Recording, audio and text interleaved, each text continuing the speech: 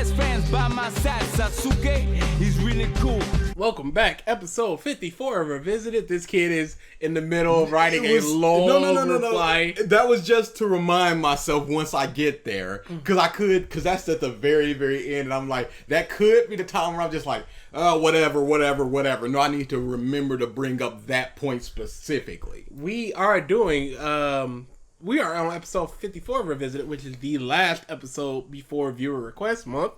And it is a big mistake. I'll be putting out a video probably before this episode of Revisited. You know what? It would make more sense to do it afterwards, where we announce what the videos we're doing are and whether we extend it to 5 and or 6 for live streams or anything. Let me know, because I gotta be in that. Okay, yeah. We can record that tomorrow. Shouldn't be more than like 5-10 minutes.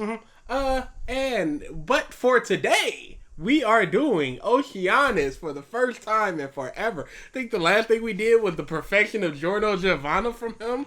Was that him? Yeah, the perfection of Giorno. Because we had 2 Oceanizes back to back. It was Gold Experience Requiem isn't a Deus Ex comboed into the perfection of Giorno Giovanna. And he seems to have just taken all that love for part 5 and taken it directly into Muff and My Hero. Boy, he's basically naught but a My Hero. And we were, we had a My Hero for him planned, and we recorded it, but it's the lost episode. And still sad that episode is lost. Wow, you're really looking this up? Yeah, it was the perfection. Because remember, the first sentence was, Giorno Giovanna is a perfect creature. No, but that doesn't mean that was him. It was him! No, I'm not saying that it wasn't. I'm just trying to confirm that it was. Okay. You can keep confirming. It was. Yes. Wow, I did not remember that. Yeah. It was a back-to-back Oceaniz thing. My mind always goes back to just the first one. Oh, yeah. That's the prototypical Oceaniz video. I think he's gotten better while also becoming worse. I think he's gotten a lot more philosophical in a lot of his stuff, which bored the crap out of me the last video I watched. But his editing has gotten a lot crisper. His scripting has gotten crisper. He's been throwing himself in the videos sometimes. Yeah. I think a lot of what he's done is improved, but I also think that he's gone so far into I'm not just a typical reviewer. I'm looking into philosophical underlying themes and stuff that there was quite a lot of that. I watched a good chunk of his. He made a recent video about what's the biggest problem in My Hero, and it was just the fact that Deku's powers, we don't get like an establishment for his later ones, like Smokescreen, Fujin, a couple of the later ones. He just got them, and he's just like, there's a structure. He called it like the Deku structure or something, where Deku finds out about the power, trains with it, and then masters it. And we need all 3 of those in order to connect to the ability. And then once we connect to the ability is basically like a character that we feel for, and blah blah blah. And I was just like, why do we feel for a power? He said this in a quite a lot of totality, and I instantly went, I love Gear 2nd and Gear 3rd, and we didn't see that getting developed. Okay, we might need to do some more Oceaniz someday. But the video I saw, I don't even remember what it was, but it was so boring. Like, I almost fell asleep. You know me, I'm a night owl. Was that the one that was how to analyze anime? No, because I want to do that for a Revisited, and I didn't want to watch that. It was something else. Somebody had linked it in the Discord, and I was like, you know that what? narrows it down. It was a while back. It was before meme went in nuts. It was more recent, I think. You're just going through it. Yeah. Let me see. Was it like was it the end of part 6? I think that might have been it. Cause I remember you talking about that. That might have been it. And when that happened, I was like, it was like 10 o'clock at night. I usually don't go to sleep until about 2:30, 3 in the morning. Yeah. And I was like, whoa! I cannot believe my eyes just fluttered. So it'd be like that sometimes. So yeah, he's always fun. But when we combine this idea with JoJo, a series that has a long history of criticizing, that's what it was. They decide to hurt their audience. Yep. Oh my god, dude. I was like, whoa, where? Oh no! Wake me up. So yeah, we heard a little bit of this, and this is the video I wanted to do. The video that he wanted to do with the Epo one, we rock paper scissors. I lost, so we're doing this one now. I hope it's better than the Epo one because that was worse. It was that was not fumbled bag. I find it odd that the channel begun with Oceaniz, and this is basically the beginning of the end. Because in viewer request month is gonna murder us, dude. Damn. So it's just gonna be like, okay, well, goodbye, y'all. It's gonna be 4 y'all months. did this. It's gonna be 4 months later. They're like, "Where's the uploads? I haven't seen them in Discord in forever. We're just dead. Skeletons. Sorry, y'all killed us." So, thoughts about the Sasuke Retrieval? It is a both overrated and underrated arc. I see a lot of people say that it's one of the worst arcs in Naruto. I don't quite believe that, but I've seen people say it's a tour de force of greatness, and I absolutely do not believe that. It is a not very good arc. I will go as far as a pretty bad arc. I'd go quite bad.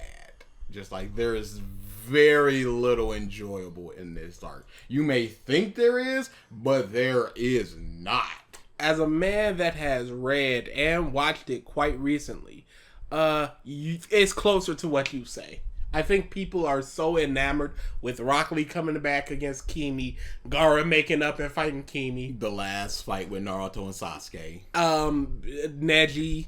I think they're so enamored by the good, they fail to see how terrible the overall product of it is. Because if we're just looking at purely at fights, not like structure or anything, like the fact that Shino, he ain't here.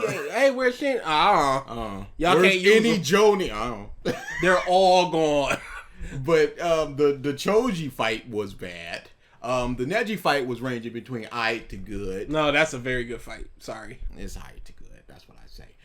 The Kiba fight isn't even worth talking about. Disgustingly nothing. Shika was amazing. Shika was very good. Naruto, the combination of Naruto, Rock Lee, and Gaara versus Kimimaru was fine. It's a roller coaster. There's good points, there's bad points, and there's lull points. Yes. And then the final fight between Naruto and Sasuke is not as good as everybody says. It's just okay. It's not people realizing that, hey, like in their final fight where Sasuke's just like, I can't let him do the Shadow Clone symbol because he's just bringing out Shadow Clone. No, it is just, I'm going to fight and now I am stronger and I'm beasting on you. And now I am stronger and I'm beasting on you. It's nothing about learning, like, I know Sasuke, I know he's going to do this. I finally figured out this technique in my mind. Nothing. It's just I am now stronger than you because of either my eye, my curse mark, or my insane fox chakra. It's very much wrestling, like 80s, early 90s wrestling, where it's just like the face is winning, now the heel is winning, now the face is winning, and it's just like that. It's back and forth. I'm gonna get a rally for 3 minutes, you're gonna get a rally for 3 minutes, and we just go back and forth in that type of way, and that's very much how it's structured. That's simply just not interesting to me. So yeah, let's just get into it.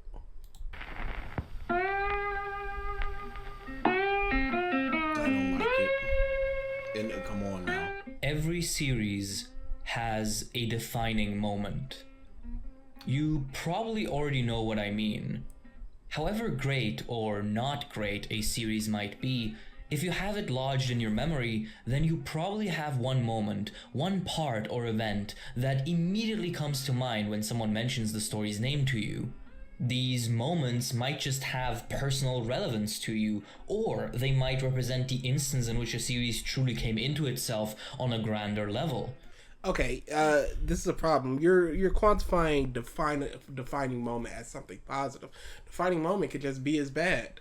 Yeah. It could be the moment you realize that the series is bad, and that's what I'm feeling from My Hero. The moment that something broke, the moment that you just go, hang on, that character isn't as good as, or they make an illogical thing and just go, well, that just breaks the entire series. Yes, the defining moment goes both ways. Dragon Ball has the Frieza fight. Ooh. Who are you saying this for? Are you saying this for you, or have you done some sort of poll? Because, like, not necessarily. So the defining moment of Dragon Ball is the Frieza fight. Coming in at about 300 chapters. I would say for Dragon Ball Z, Gohan turning Super Saiyan 2 is a much more defining moment than the totality of the Goku versus Frieza fight or Frieza versus everybody fight. I'd say even just Super Saiyan. Just Goku the turned moment. not just the whole fight, because the whole fight in original Dragon Ball is some 20-something episodes, and in Kai, 11, something like that. That's not a defining moment. That is a defining series of moments, because you got a whole bunch of stuff that's not the Goku and Frieza stuff. You got Bulma antics, you got Frog for antics. Does that factor into it, or are you all just looking at? Are you just looking at purely the 7 hours of Goku versus Frieza fight? Yeah, I would never say a defining moment of like Yu Yu Hakusho is Yusuke versus Toguro. It would be a moment within the series, a defining moment. Maybe he just means, maybe we paused too early and he's going to say the Goku Frieza fight when Goku turned Super Saiyan. Dragon Ball has the Frieza fight. One Piece has Whoops. Enies Lobby. Enies Lobby the entirety of Enies Lobby. When I think One Piece, I don't think of a single moment. I think of the characters. That's the first thing I think of when I think One Piece. Straw Hats. Not defining moments. I just cleared my mind, and then I thought One Piece, and I thought the Nami helped me. Yeah, oh yeah, definitely. Because I think that's the first, like, really big moment for One Piece. The first, like, super big emotional beat. Because Usopp's a little goofy with his. Sanji is a little cool with his. Zoro, you know, it's the breakdown of a cool guy, but then you immediately get Luffy smiling, just like, you got it. And Nami is the one where she's like, get away because I want to protect you. No, actually, I need help. She realizes that she can't do it herself. Amazing. But I would never go Arlong Park. Yeah. That's not a defining moment. Academia has Todoroki's declaration. Okay, that's a moment. That is a single moment. And again, and that's not the first thing I would think of for my hero. That same thing I was about to say. I was gonna think, young man, you could be a hero. You too can be a hero. That's what it is. I to gotta me, the defining moment of My Hero to me is Deku using his finger to pitch the ball. It showed so much in just one moment of what My Hero could and should be. I have to assume he just means this is all just for him. Okay, but the totality of Enies Lobby is the defining moment for One Piece for him? Yep. Okay, that do you that think it is arc all just 10 on 10? Every single episode, every single moment, all the pacing issues as they're standing around looking at each other, it's all 10 on 10. I can think of, you know, if you're saying a defining arc in One Piece, I would submit that's different from a defining moment. Like, he introduced the concept of defining moment and didn't really understand what he was saying, or he's trying to say something different, and I don't. And Naruto has the Sasuke Retrieval mission. Pause. No. I No. don't think so. No. I would say a big defining moment in Naruto is Naruto stabbing his hand. Naruto stabbing his hand. The first time that we get to see the Fox Chakra. Rock Lee dropping his weights. Rock Lee dropping his weights. Is it a defining moment in Naruto? Kakashi saying that you guys pass. Yeah. Not the totality not of everything. Sasuke Retrieval. I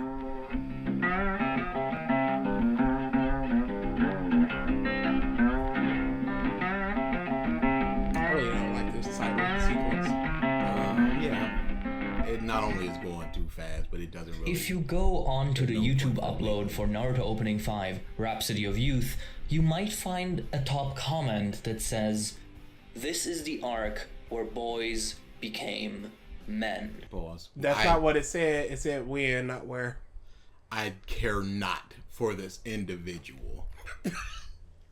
How did Kiba change from this encounter? How did Shika? How did Choji? How did Neji? How did Naruto?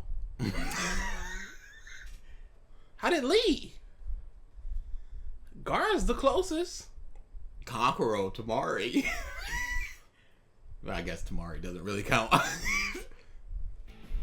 I'm usually not a fan of random YouTube comments. Comment sections are hell, but this one is... Comment sections can be very, very good. I love our comment section, even the ones coming in trashing, because a lot of times I'll get a discussion out of it, and I love discussing things. Comment section, they can be informative. They can talk about stuff that you missed. They can be like, yo, your audio's a little crappy.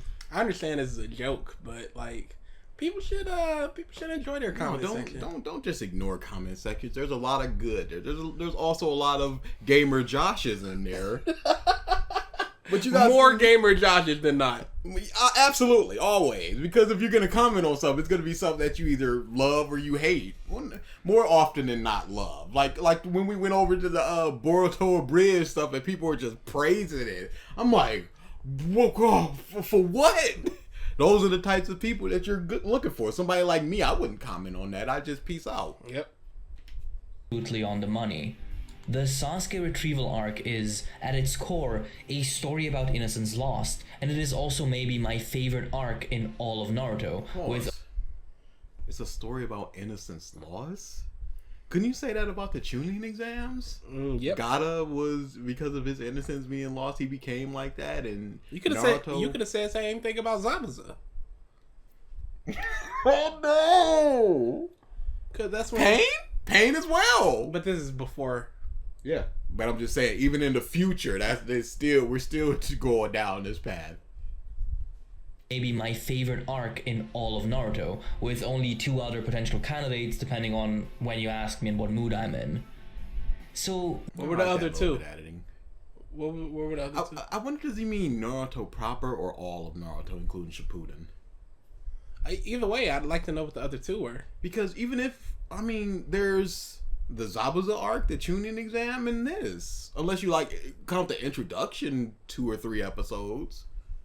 But that's about it. and you ask me in what mood I'm in. So this video will be less a formal recounting of these events and more of an analysis / gushing session of all the shit that makes this arc so fucking good. Oh, thank goodness. I will of course mention things that bother me, nothing is perfect, but please do not misunderstand. I adore this arc. Let's not waste too much time on summaries, you all know what happens here. Sasuke, seeing the power difference between him and his brother, finally snaps and decides to join Orochimaru, giving up his body in exchange for the strength he needs to avenge his family. Pause. Now, that wasn't the only reason. It was also because of the Naruto Sasuke fight in the rooftop. He realized that his Chidori was a lot weaker than Naruto's. It seemed stronger on the surface, just like Sasuke seemed stronger on the surface, but deep down he was a lot weaker. joined by his actual best friend, Shikamaru, and a team consisting of Shoji, Neji, and Kiba to find and retrieve Sasuke, all the while battling the Sound Four, Orochimaru's squad of elite enforcers and Sasuke's personal guard. As I said, one of the most interesting elements of this arc to me is its relevance to the character's maturity. Before now, the evil and the ugliness of the ninja world was always on the outside, an element, a rot that was to be observed in foreign lands, or a calamity that attempted to crush the leaf and had to be pushed back. But now, with one of their own being corrupted, our cast must accept that the malice of Not necessarily, because Kabuto seemed like a nice person, but inside he was malicious, and it took like an arc, not an arc, but I guess you could count like Fine Tsunade as an arc. So it took like an arc and a half before he was revealed to be malicious. It's not always just on the surface. the ninja world penetrates even their idyllic hometown, and that they, just like the adults that guided them, must now take responsibility for that. They are all forced to grow up. It's even better when you take into account that this is the final arc of Naruto's first part. The childhoods of these characters are quite literally forced to end, and it is that ending that ushers in their adulthood with part 2, or as more people know it, Shippuden. Boy, they're not adults, they're 15. And if you go, yeah, they're adults because they're going on harder missions. I mean, they're already them going up against Gaara was a life or death situation. They're already facing life and death situations. Of course, they're. What makes them more of an adult? Go on harder missions because they're all tunings. What makes them an adult? Tenzin act the same. Rock Lee, Neji, all of these people acted the same. Their mindset? What about Rock Lee's mindset makes him an adult now? What would Naruto of 2 years before do differently than Naruto of after the time skip? When he went to go save Gaara. What was the difference of mindset there? Something like in One Piece where Otama just goes, where's Ace? Where's Ace? And Luffy just straight face goes, he's dead. That's not something that happens pre-time skip. That's not something that can happen pre-time skip. What? This brings me to another concrete thing No I love about explanation. this arc. Its placement. Where an event happens in the story is an underratedly important aspect of storytelling, as having the right element show up at the wrong time can crumble a narrative into incoherence. That's why I adore how the Example, please. Give me an example of a good arc that was slotted into a bad spot. I definitely feel like if it went directly from Alabasta into Water 7 and we didn't get the feel for Robin and her detachment from the crew and everything, I feel like that would have really lessened it. But that didn't happen. So we need an example of something that did happen.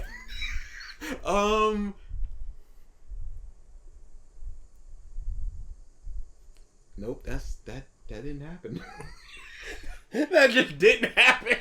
I was thinking like if Naruto had learned Rasengan and the Chunin his ass, he'd be busted. Didn't happen.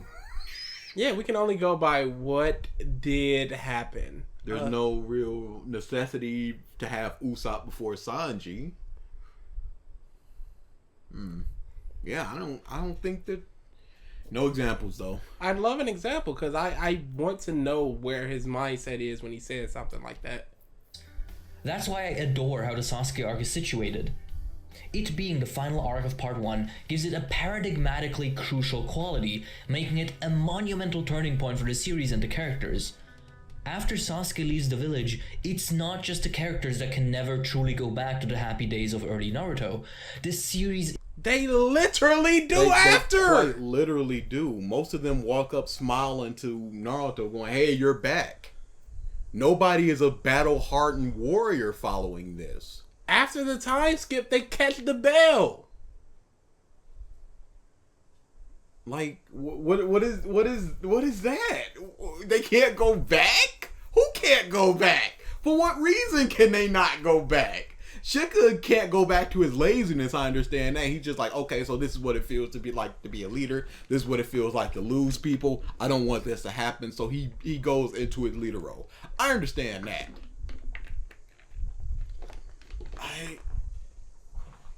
itself must change and mature, and I love that. It's a wonderful little way of meta writing. The arc's placement also does wonders for its titular character, Sasuke, and his character progression. Based on timing and context, it's very easy to conjecture that this moment right here is where the old Sasuke dies. After being forced to relive his trauma through Itachi's Tsukuyomi, Sasuke is forever changed and his resolve... So it's not about a placement, it's about a sequence of events that led to this moment. A leads to B. This moment could not happen without the Itachi moment. Something in between. Otherwise, it would have been really bad. Yeah, and something in between that would make it feel like, oh, now you're going back to this Itachi thing. Wait a second.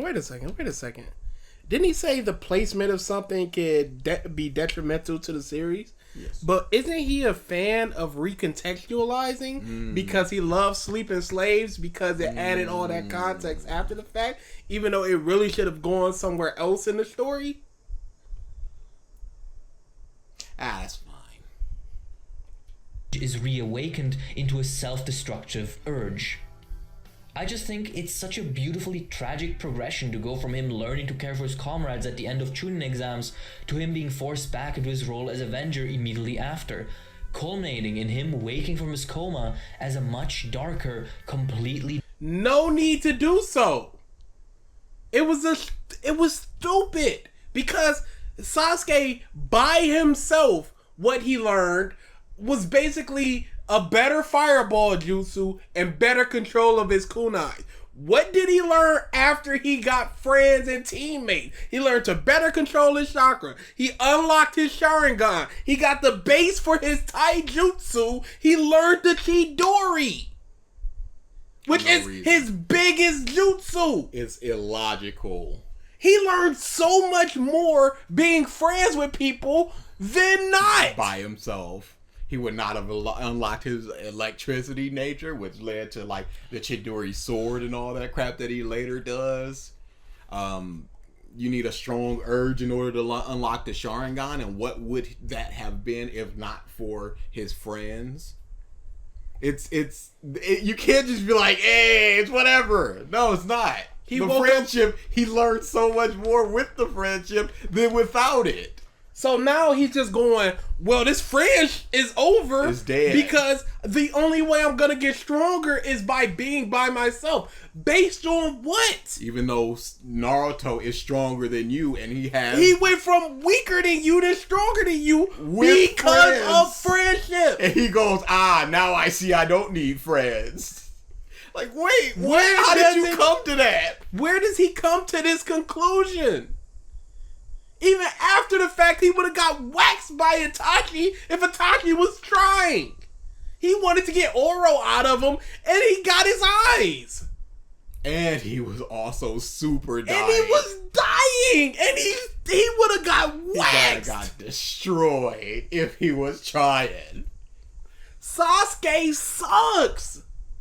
It's so illogical to go from I care about my friends. Now I'm going to use this attack that my friends helped cultivate. Oh, it didn't work. I guess no friends now. Like, what's the in-between there? We don't get enough of Sasuke's mindset. We got him wanting to protect Sakura from Gaara and everything. We see him seeing Naruto do all this big clone stuff, the frog stuff. We know that Sasuke knows of Naruto's ideology of friends and protecting everything. How does that equal I don't need friends anymore? The only way I'm going to get stronger is if I don't have my friends. If I cut ties. Different person. This of course flows back into the idea of this arc being the death of the cast's youth. Sasuke has his adolescence killed by reliving his trauma, and his resulting action then causes the death of innocence and youth in the rest of the cast, which is just How? Because it's Choji, Butterfly, and Neji, Bird. Yep. And then they woke up. I can only imagine that he's saying that they were all put into that life or death situation because they had to go rescue Sasuke, and Sasuke would not have done that if not for his desire to get stronger. Okay, how is that the killing of childhood and adolescence, though? Because he has not explained that they have their adolescence and childhood have died. He simply stated it. Action then causes the death of innocence and youth in the rest of the cast, which is just such a cool and interesting dynamic to inject into your big climax arc. It's also this dynamic that ends up pushing all the relevant characters to new heights, with the entire Sasuke rescue team having to step. We never see that jutsu again in canon material. Why? This is new heights. What did Shika do? When did he reach his new heights of power and Choji drugged up.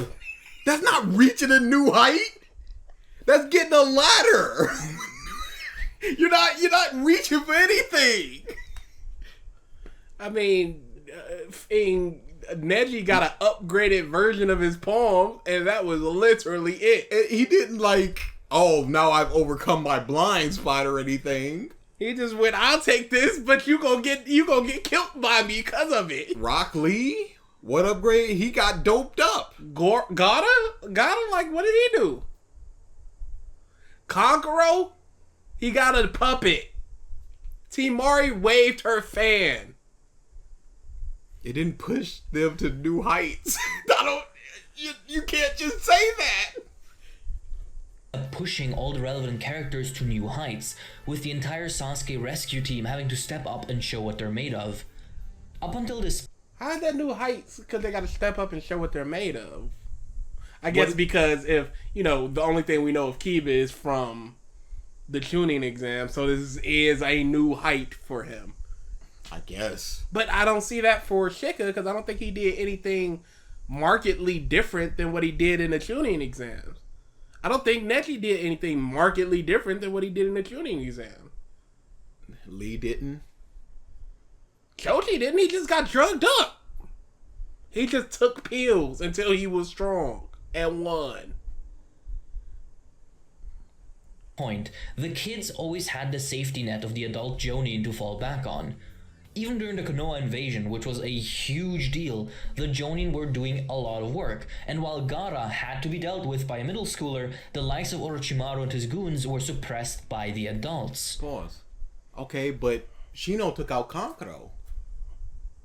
Gaara got taken out absent of Jonins. They were taking out mooks in the village. Bums. What could the Jonins have done to Shikaku if Shikaku had awakened as was the plan?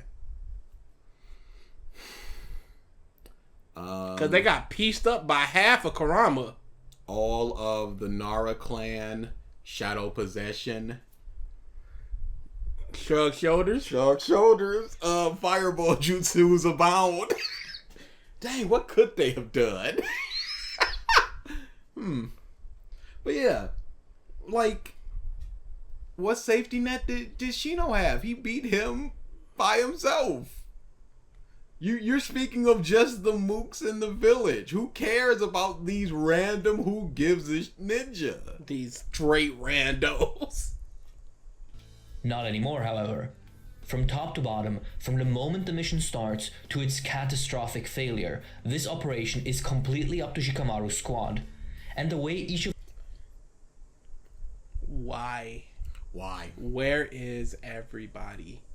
Where is a They single ain't member? here. Where's a single member of the Aburame clan? They ain't here. They are busted. But no. Every ninja we could possibly have is not here. They're all out on mission to help rebuild Konoha. What's Every that? single one of Gathering them. wood? You think that's more important than getting Sasuke the last Uchiha? Basically, giving him to Oro? Yamato is there.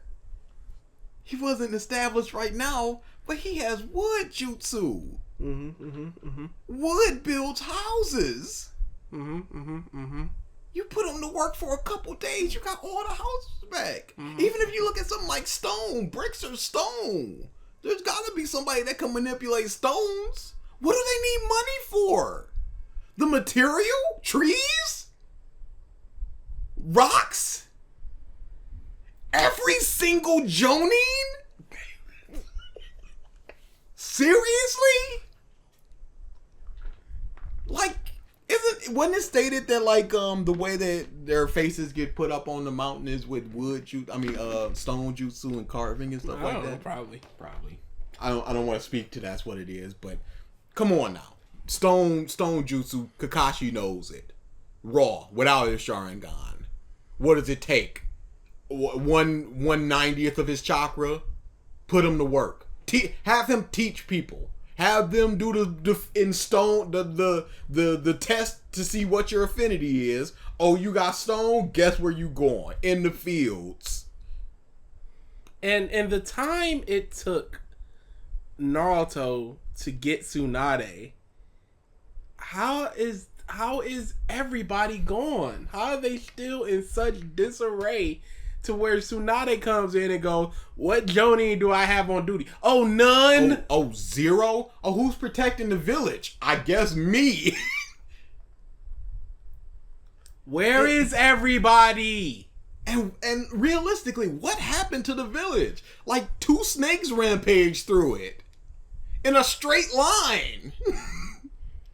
Do we ever see any sort of, wow, we're really struggling, following pain, absolutely decimate. There's a crater. Do we see them other than just going la la la la, we gotta get to work, and them carrying bundles of sticks? Where's the Jonin's being pieced out there? Why is it when you think about stuff, it just starts to crumble? Cause you just go, yeah, all the Jonins are gone. And then you just, in your back of your mind, you're just like, yeah, why are all the Jonins gone? They just had a catastrophic attack from the Sound Village. What if they retaliate again? They ain't got Oro, but they still got Gata. Who's to say that he's rehabilitated? So y'all send out 100% of the people. Dude, I'm looking for my best of where were they? They were just all on missions. How? All of them. Sakura threatened to scream and alert the village guards if Sasuke left. Guards? Village guards? So they couldn't be, because they gotta be at least Jonin level. Village guards are going to hear you in the middle of the village. They're going to have the strength to be able to they're going to have the ability to get to you, take down Sasuke, and what? Village guard, do they do checks as you're coming into the village or something? Because surely they'd be like, yes, the Hokage. Why is your face peeling off? Oh, you are Orochimaru. Shouldn't they have like some sort of chakra sensor? They'd be like, okay, this is the chakra of the Hokage that we know over in the Sound. Oh, you have 8 times the amount of chakra? What's the diggy with that? No? Kabuto Yakushi, okay. Oh, you have 3 times the amount of chakra that a Jonin should have? Guess fine. Wow. Carmen said, I can feel your evil chakra to Sasuke. So they can feel evil chakra, so they can't feel Oro? As he walks into the village? Head proud? As he emulates all the mannerisms and knowledge and speech patterns of the Sound Hokage?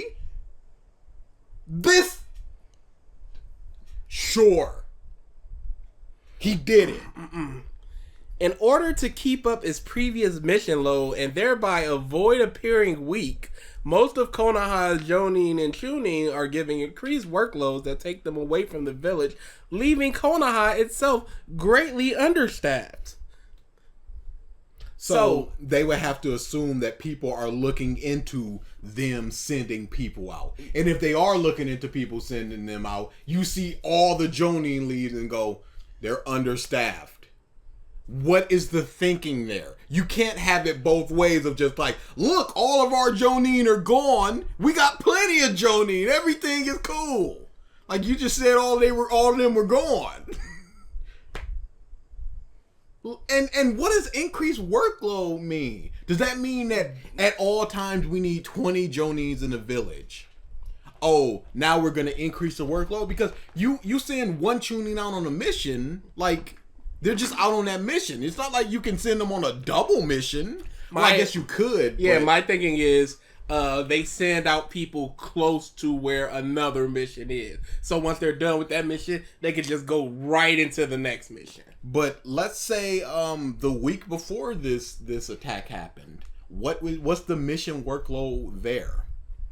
It's got to be very low because every time they go into the village, there's Jonin and Chunin walking about. I mean, even when you have the Chunin exams, why were all the Jonin just there? Why weren't they on missions?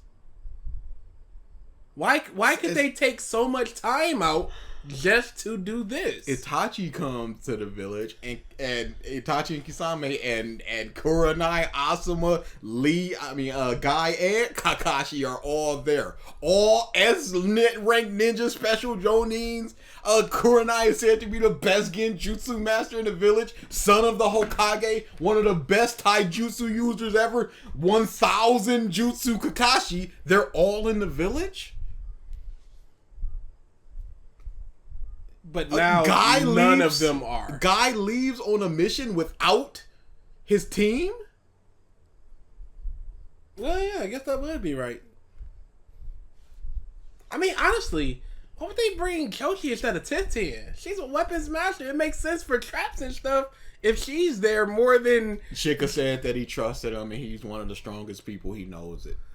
He got whooped until he drugged himself up with the Roy. Factual statement. So you just lying to yourself, huh, Shika? We gotta look at it like this. Of the 12 in Konoha 12, there's 2 people that can do a summoning jutsu. Tenten and Naruto. Those kunais and stuff that she gets from the scroll, that's summoning jutsus. She can do that. It's a pretty high rank technique. And hey, guess what? In the Sasuke Retrieval Arc, we got one more person, Tamari, who is known to be a beast. Why not Tenten? Why only this group of 5 people? Covert. They're silent. They'll hear and notice one more set of footprints. They got caught anyway. Yes, they did. Y'all are facing Joni. Just make it.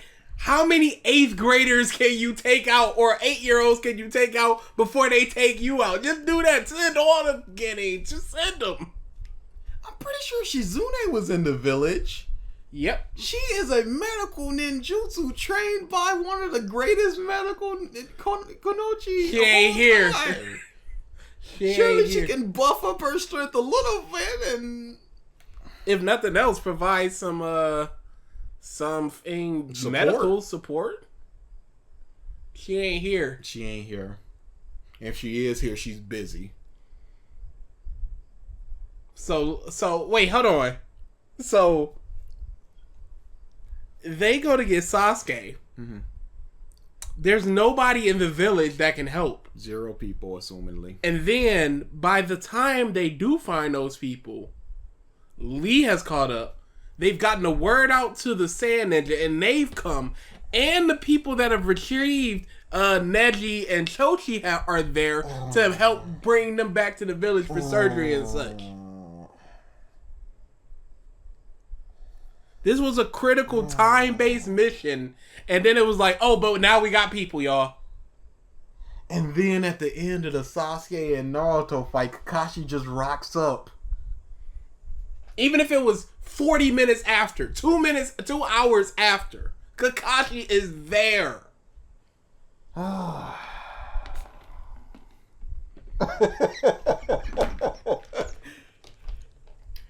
Nah, they ain't here. Kakashi just wrecking all these fools. Just like this big stone dude. Oh no, we're caught in a stone prison. No, we're not. I'm Kakashi. And there's nobody on a mission in the trajectory in the vicinity. No. They somehow got the word out to 3 Sand Ninja who were not on missions. But not to a single Jonin. Just like, hey, I know that you're tailing this dude, but that's done. Hey, I know you're protecting this well-known CEO. That's done. Sasuke, the dude that Orochimaru wants, the second to last Uchiha. Yeah, he's gone rogue. Come on back. Hey, Shino. You on a piss C rank mission. I know you are. Kill that. Special mission with his father. Kill that.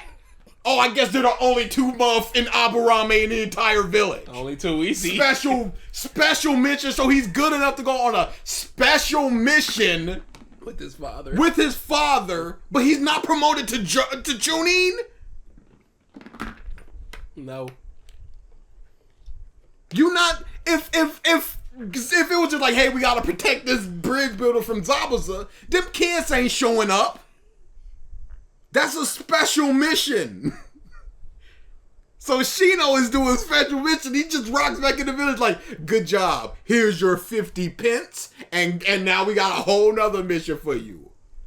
But again, it would have been the greatest thing because Shino needs some kind of characterization at that point where he goes, we've talked about this before, where he goes, he left on his own volition. Why should we bring him back? If this is a headhunting mission, I can do that because he's betrayed the village. But him just going like, yes, I have investment in Sasuke Uchiha, and thus I shall join you. Big sad that he wasn't brought along. Big sad. His mindset should be like, no, I'm not going. Why should I go? I have no attachment to this traitorous swine. And then that's some characterization, loyalty to the village, loyalty to the people that he cares about. And then maybe you have like Kiba ask him. And he's like, I like Kiba. And then you get some Kiba-Shino interaction. Because what's some Kiba-Shino interaction? They're on the same team, and I don't think I've ever seen a conversation with these people. You know what I'm saying? What is Shino Hina talking about? Stuff like that. That's where we get the stuff. That's when we get like a softer side of Shino. Like, look, we bros. I like you. We don't have the same interests or whatever, but my point still stands. I have no attachment to him. Yeah, I have many friends where I don't like saying music is them, saying TV. I have so many black friends where they're like, you're not watching Power? No. Shino just goes, you're going because you like Naruto. This is a favor for Naruto. Your friend. I don't have that. I don't like Naruto. And that's like a 5-minute conversation for Shino. And it tells you a lot about what Shino values. And we did not get that. We got, he's gone. Hey, let's get Shino. Oh, I'm sorry, he not here. Recently promoted Chunin, Shikamaru, is not on a mission for some reason. For some reason. Only Chunin that's not. Otherwise, he would have grabbed another Chunin. This is unbelievable. So they just left all the Genin there to protect the village, huh? No, because Shino's gone. We can't have him. Because then we're broken. Yeah, who he gonna fight? Oh, this is made out of chakra. Oh, I'm already eating it. Don't worry, I got y'all. Aha, this form makes my chakra 10 times the... Okay, so I'll just send 10 times the amount of bugs, which is 2 more bugs. Oh, God, you're out of chakra now. He spun his chakra into these webs. Oh, we're good. He got chakra infused in these webs, huh? Oh, bug time. Like, what's the move? Oh, the move is he's simply not here. That's the move. You see how they ain't ask for nobody else? Where's Shino? Shino, because they know. Ino, like, I want Ino for? No. I mean, she could take over one of them, and that's the end of that. Hina, too, we got Neji, so we got better version of Hina. We got better Hina. Tintin, Sakura's useless, and Leah's injured. And then it's just like, oh, where is this 5-star Shino? Let me pull for my muff and teammates. Let me pull. Oh, I got a Shino. This is the rarest mother that I could get. This is the most useful dude that could be in this. He's not here. Hey Kishi, what are you gonna do about Shino? He's really strong. He's gonna take out. Oh, he's not here. He could be really useful in not only tracking. He could leave behind bugs, which are suck their chakra. He's very He useful. can leave behind in this. bugs that emit a smell so they can follow them if anybody else is around. Instead of slowing down and carving arrows into trees. What are we gonna do about that?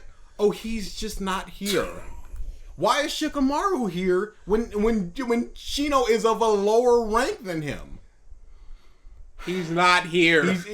Listen, we need to first focus on the fact that Shino is not here. We got that? That's established? Cool, he's not here. Now, as to why other people are here, Shika just got back from mission. Yep, that's all it was. Yep.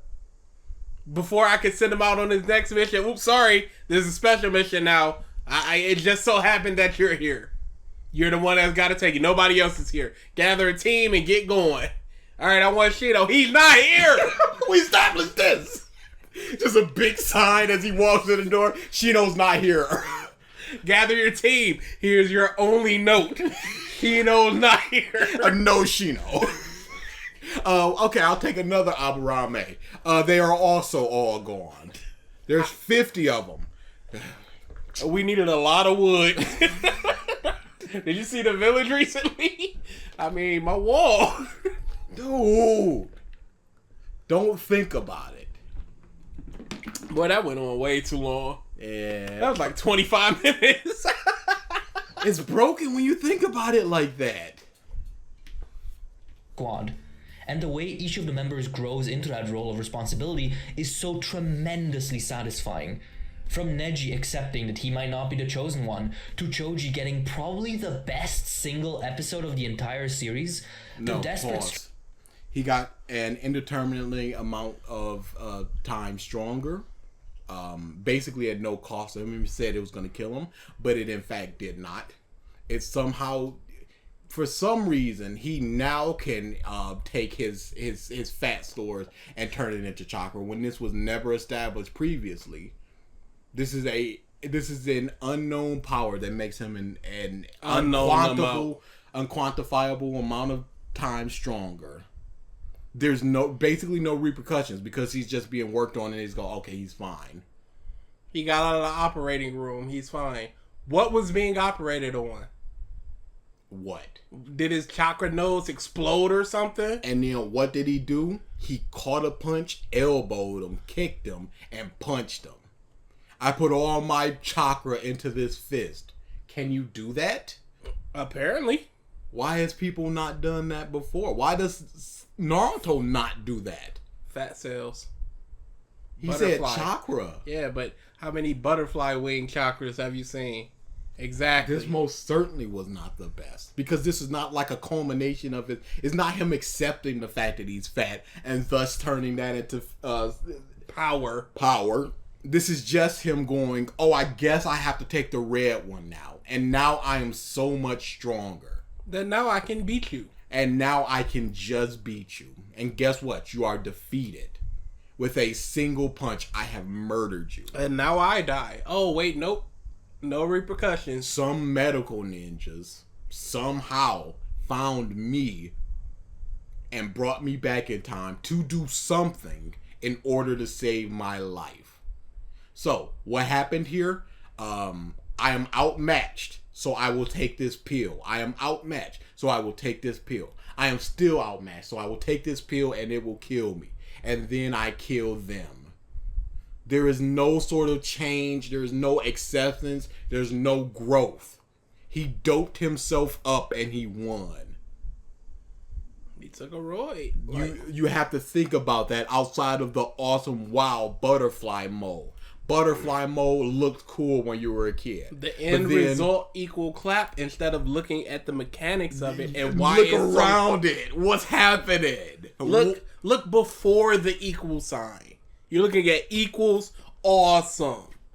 Neji did not dope himself up. He used what he had. And his smarts, his tenacity of just like, I'm just gonna take this spiral and it'll allow me to find them. I'm gonna take the string that you spit into it and I'm a disrupt your chakra and find you through it and then beat the shit out of you. Kiba, Shika, they both use what they already had, what they would logically have. Kunai, flashbang, paper bombs. Nobody pulls out an, oh, I am 10 times stronger now ability. 10 times question mark stronger. From just, oh, my clan just does this. Never again. Never established before, never followed up with following. Best episode in the series, though. Series, the desperate struggle against the Sound 4 is such an absolute marvel, elevated by some truly great action, of course. An absolute highlight for me was Shikamaru. Yes, Shika's the best character in the series. Because he's not a punch man. He go, I got this dumb shadow. I got 6 paper bombs. I got 2 kunai and a flashbang. What do I do? How do I win here? Oh, let me use the paper bombs to move her in a position where I want her to be, to think that she got me, but I got her. Then I broke my motherfucking finger with my shadow to get me out of this motherfucking jutsu, but still make her think that I'm in it. Trap her, dunzo. I'm a flashbang, which is gonna allow all my shadow to reach all 3 of her puppets. What a great fight! That's what I want. Stuff. Brain Even back stuff. then, I was just like, this is the best fight in this Sasuke Retrieval Arc. Because his brain thinky stuff. He is not a fight man. Shika has always been 5 stars in his fight. Going back to his dumb sound chick fight where she just goes, oh, we both got in Shuriken. So I'm just gonna bam. You were right by the wall. And I wasn't. And that wasn't luck. He had planned that. So you see that and you go, oh, Shika big brain. Yeah, it's not like Naruto farting or him being underground in Neji's fight or him just transforming into Akka. It was just like, I want you to do this. Because this is how I'm gonna win. And then Timari's just like, I know his shadow can reach right here. Due to a line in the sand. He can't reach further than this. As long as I'm here, I'm fine. Oh, he's stretching his shadow again. It's not going to reach. Oh, this mother tied his shirt to a kunai and popped in the air. That's a little bit more shadow. Dude, he's always been like this. Just something I feel like I've said in every episode so far. I somehow had completely forgotten how great he is in part 1.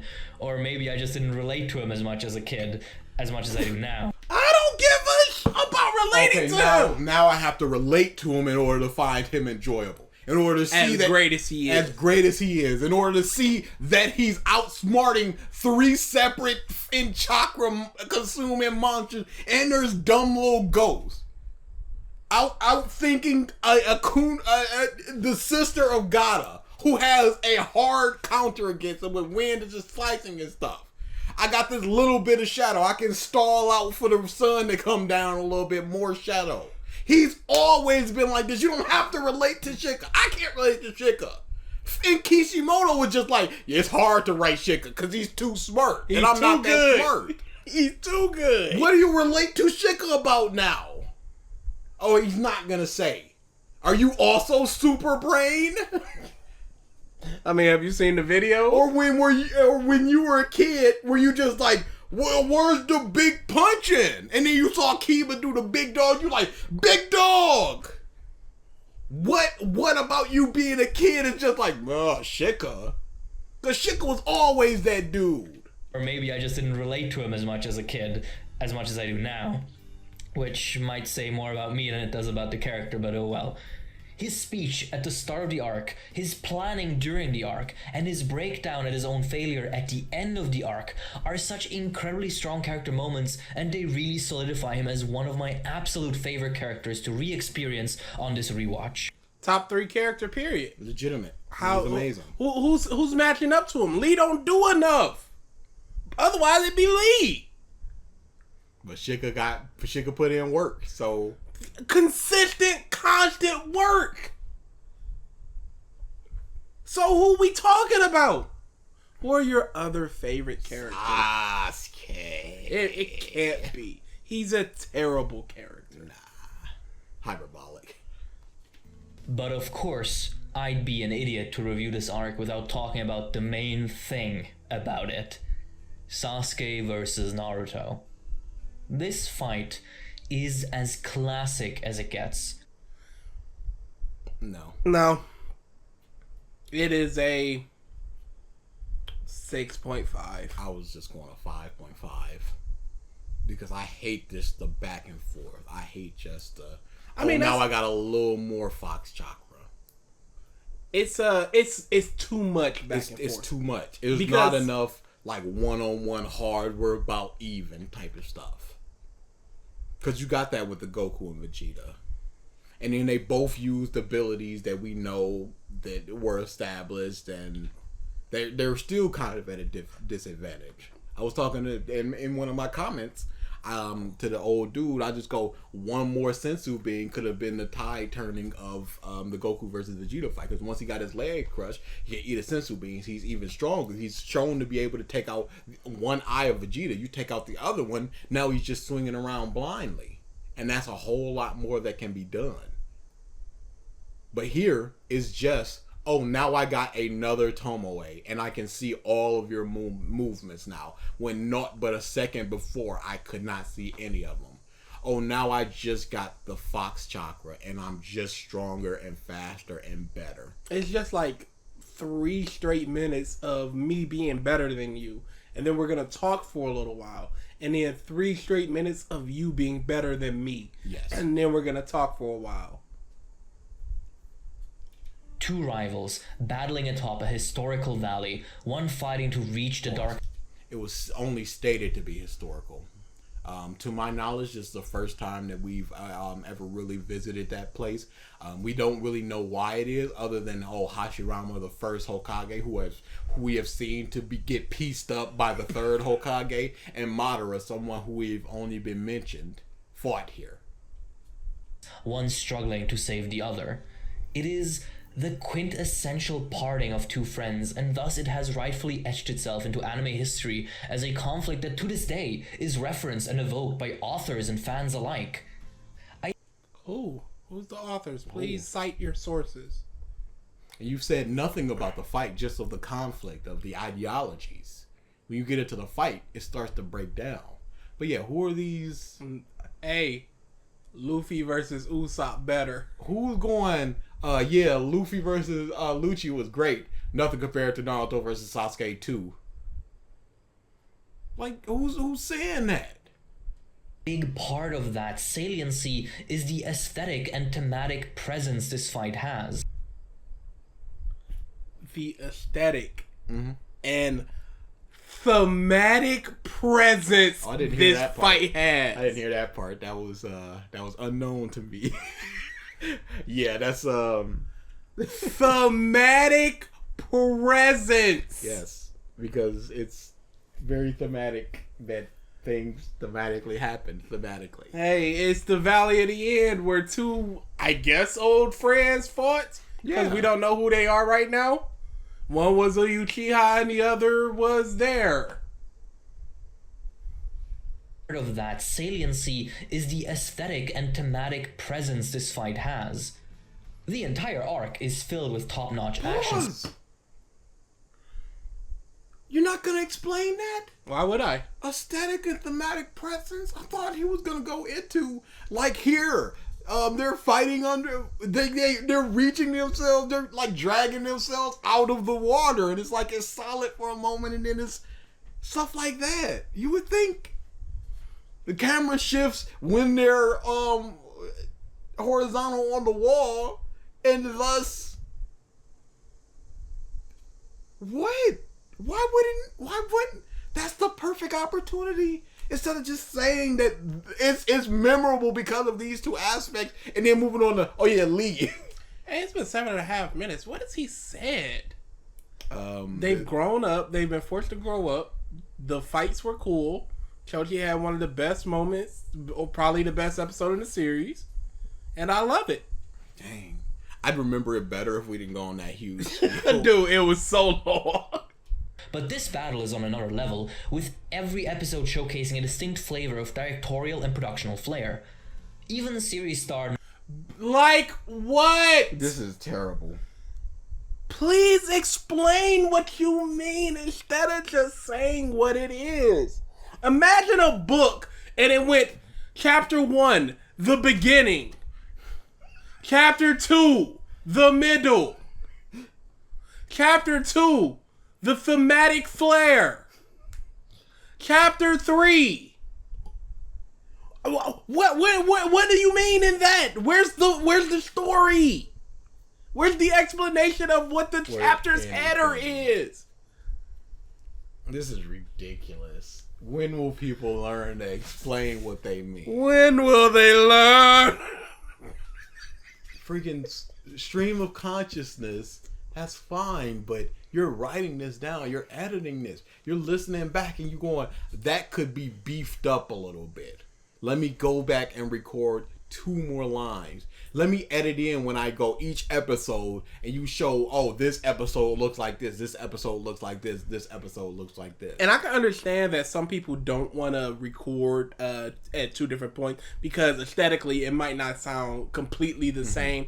But Oceaniz, you do record at different times because you can hear how the mic quality differs and how your volume levels differ between cuts of your audio. So it's not a problem for you already. So why not go back and expand upon what you just said? No. Don't wanna. Matsumoto makes another appearance, and while his character artwork in this fight is not the greatest, especially not during the dialogue scenes, the fuck is this angle? In motion, his animation remains one of the most beautifully kinetic and malleable eye candy the series has to offer. But beyond just the looks, the emotions of the fight are so simple yet effective, and it's through that it becomes memorable. Complex conflict. There's no explanation. Dude. So what isn't simple and effective that can't be memorable? Because you just go, the emotions are simple but effective, and that's what makes them memorable. I'm real sad. Well, I'm real angry. Simple, effective. I want my crewmate back. I don't care if you want your crewmate back. It is my duty to keep you from her. Simple yet memorable. I love them, but there's something to be said about the potential detriment of overcomplicating a fight's premise. When the hook of your climax... Like who? Like what? There's something Part to be... 5. That's overcomplicating that. He loves it! He does! What are you talking about? What's an overcomplicated fight that's a detriment? And I'm sure people in the comment are going to list things. Absolutely. But Oceaniz, you didn't. He didn't. That's the problem. When the hook of your climax is as simple as, my friend is being an idiot, so I'm gonna punch him until he stops, that makes it easier to remember and relive this fight as you grow and move on. The climax to so many things. Hey, why are Yusuke and Toguro fighting? You said you were going to kill everybody I love if I didn't come here, so I'm here. And then you killed my mentor, so I'm here.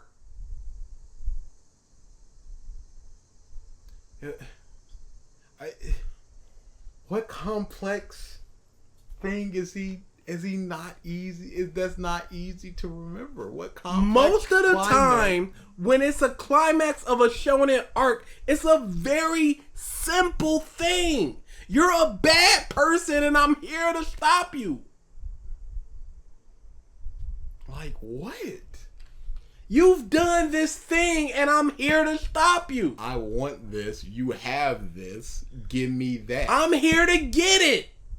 You took something from me. I'm here to get it back. You've wronged me in some way, and now I'm here to rectify that. You are going to end everything and I'm here to stop you.